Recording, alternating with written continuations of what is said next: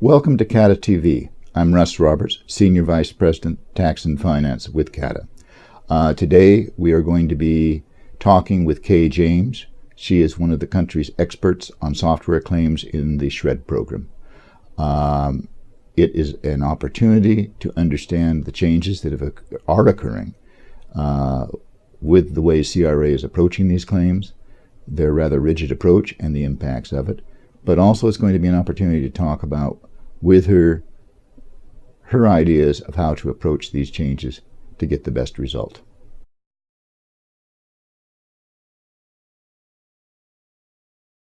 Certainly there's been a shift in the way that reviewers go about evaluating claims, and I think it's a question not of an actual change in the legislation or anything of that nature, but it is a change in the way that the focus is on written evidence rather than that being an afterthought.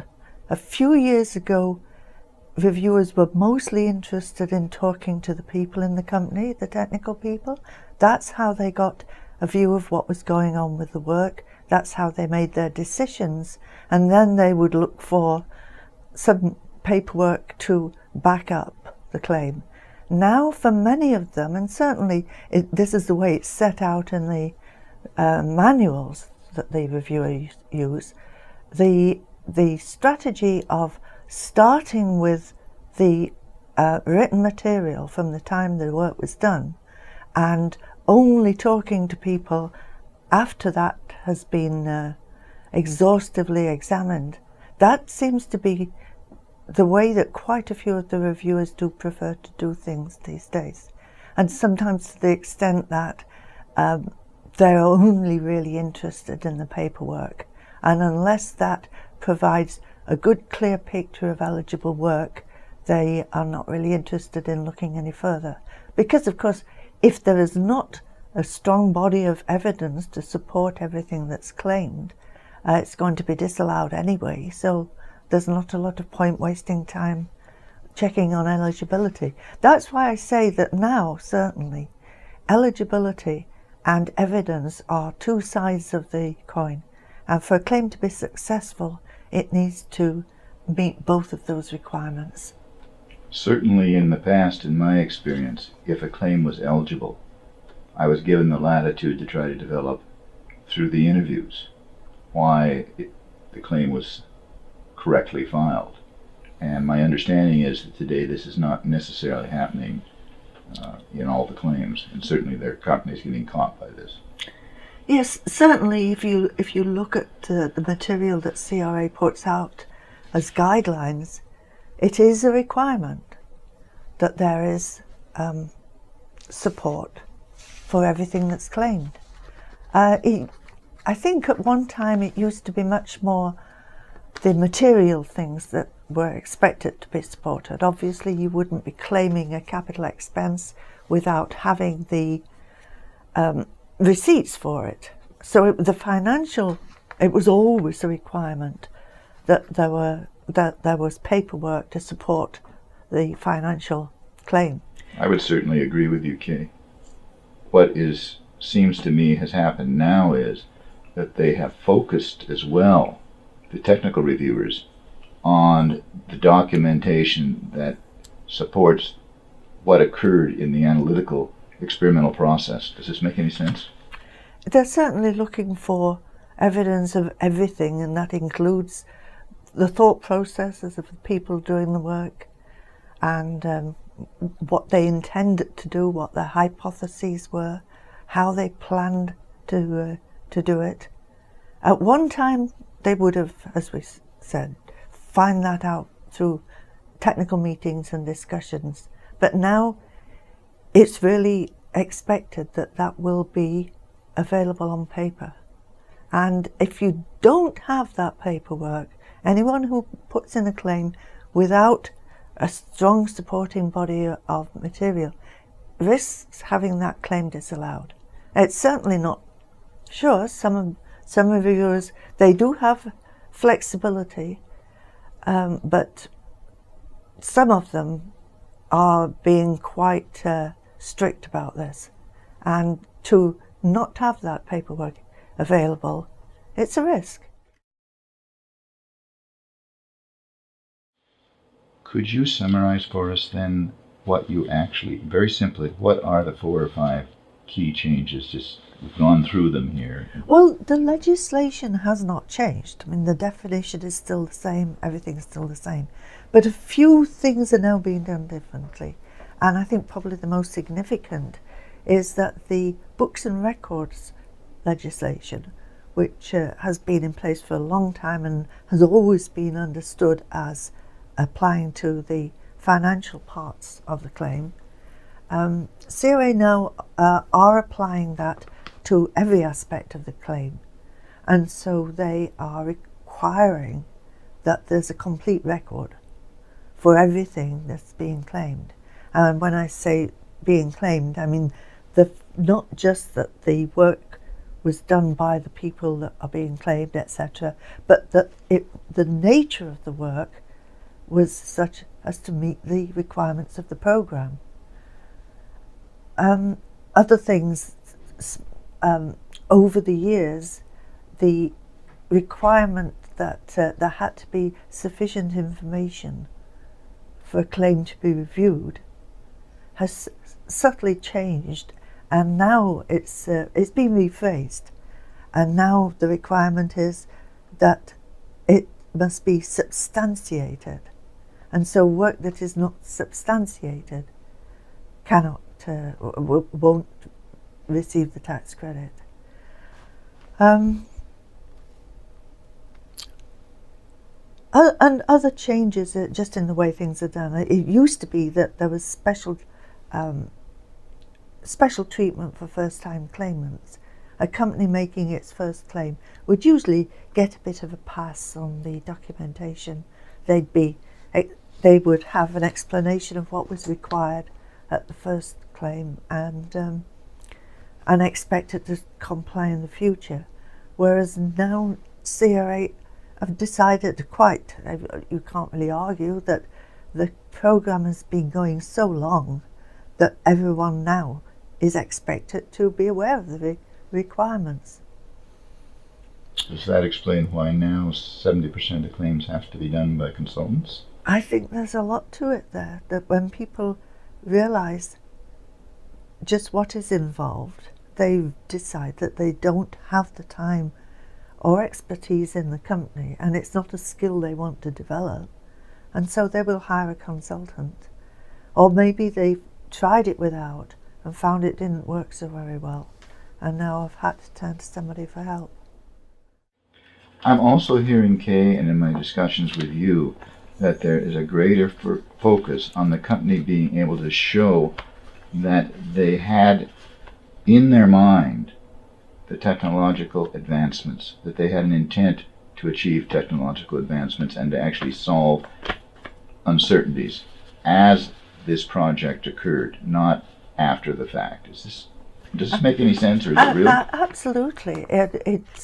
It's not SR&ED work. It's not work that fits the description and the definition of SR&ED unless people are not only doing the work but are doing it purposefully, are aware of the obstacle that they're trying to overcome, are aware of the technological advance that they're trying to make, and are going about it deliberately and with all of those things that they front of their minds. It has to be an experiment in the not just in the abstract, not added on as an afterthought. There has to be deliberately setting out to try to do this. Okay, as you talk about evidence, and when you've talked to me, you've talked about contemporaneous documentation or support for the claim and the generation of it. Where does this fit into the normal engineering development process and the way they're documented, or the software engineering process and the way they are conducted? What are the implications for the companies? It actually doesn't fit all that well. The advice that CRA used to give, that documentation generated in the normal course of doing the work should normally be sufficient. They dropped that from their guidelines. The last time it was in there was in 2008. Now it really is admitted by everybody concerned that you do need to take special steps to make sure that you are documented. It's not something that will, for most companies, just happen as in their normal course of business. Kate, at this point, I would like to move forward and listen to your ideas about the solutions, what companies have to do about this. Right. I think once we've accepted that this is how things are, it really is necessary to have an evidence record. Now we're going to look at the practicalities of just how we go about doing that. One very important thing to remember is nothing that's produced after the work was done has any value whatsoever as evidence. The term that's used by CRA is contemporaneous evidence. That's contemporaneous with the project that's being claimed. And so a little bit before sometimes something that was written down and that talked about intentions, that may be part of it. But anything that came after the technological advance was either achieved or abandoned, that is, after the end of the SR&ED project, it's not worth the paper it's written on. And so really there's an opportunity here, because if this exercise of generating the right paperwork is done at the right time, then that's enormously valuable. And if the opportunity to do it is squandered, then it's very risky for the claim. As a final comment, we're seeing a lot of companies that have encountered problems. At the same time, these credits are extremely important to cash flow. And a lot of companies are making the effort to change their approaches to filing. Yes, and I think it's well worth their while to do so. And you know, if you think about the lengths people have to go to get capital or financing in other ways, you know, people seem to be prepared to do whatever it takes to get, say, an IRAP grant or venture capital. They will not balk at the paperwork there. So I think this is just something people have to get used to, accept that this is how things are now, and do what is necessary, because the payoff is so important. And so looking at this in a practical point of view for the companies, I would say that the first thing to do is to do an inventory of the paperwork or work product, whatever you want to call it, everything that is now currently being generated while the company goes about its business. And then take a look at what CRA requires, and that is in fact set out quite clearly in the form of a table in the guide to the Form T661. That's a publication that's available on CRA's website, and you can download it or read it online. But I would recommend that you look at this table, table number 1 I believe it is, because that sets out as the heads of the columns the points that you will be expected to substantiate for each project. And then down the left hand side there are suggestions for material that might be useful as a reference or as evidence in those cases. And so if you start to fill in the table, it does show you where there are spots in the evidence record that you have for that project.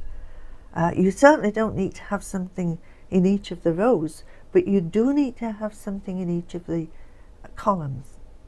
And now, having seen what's there already, the next step is to look at what can be done to fill in the gaps. Now, sometimes some of the company's existing reports can be a few more questions added, or a few extras put in so that they will be useful sources of evidence. Sometimes completely new report generation will have to be put into place. One thing that I've found to be very helpful is to have somebody write a weekly, or at the very most monthly, a report on what's going on with the project. Now, that can be retrospective. You can't justify the project at the end of the project, but if you do this at the end of each period, write down what went on with the project, what milestones, achievements, new obstacles, and of course at the beginning it has to include what we were trying to do and what difficulties were anticipated. And also at the same time, this report can include which of the team worked on it during that time. This is absolutely worth its weight in gold. And the person who should be doing this is the project manager. This has to be done at that level. Okay, is there another aspect? Certainly in my experience, I've encountered it. And that is, when we talk about the project, I understand you're talking about the SR&ED project. And most companies are actually focused on the commercial project. This distinction, would you like to go into that a little bit? Absolutely. And of course they're focused on the product development. That's what companies do. And this is a kind of adjustment of how people look at the work that they're doing, because what's claimed as a SR&ED project is not the same as the product development project. And this is one of the most common sources for claims not working, is that people are trying to claim what's actually a product development project. So in summary, first step really is to know your SR&ED project and how it is distinguished, and how to distinguish it from the commercial project. And listening to you, that's the job of the project manager, and then to get this down coherently. Yes, certainly the project manager needs to be involved, but also at that stage someone who understands the SR&ED program. And the first thing to do is to identify what's the objective of the project. And once you know that, then you can differentiate, is this a commercial objective, is it a technological objective? And that's something that just needs a little bit of practice or a bit of familiarity with the program. Thanks, Kay. Well, this ends this session of CATA TV. I'd like to remind everybody of the SR&ED, the CATA SR&ED LinkedIn website. This group has an extensive discussion of the program. It expands on many of the ideas that Kay has covered, and I'm sure that Kay will be participating in those discussions with you in on the ongoing discussions that occur there. Thank you.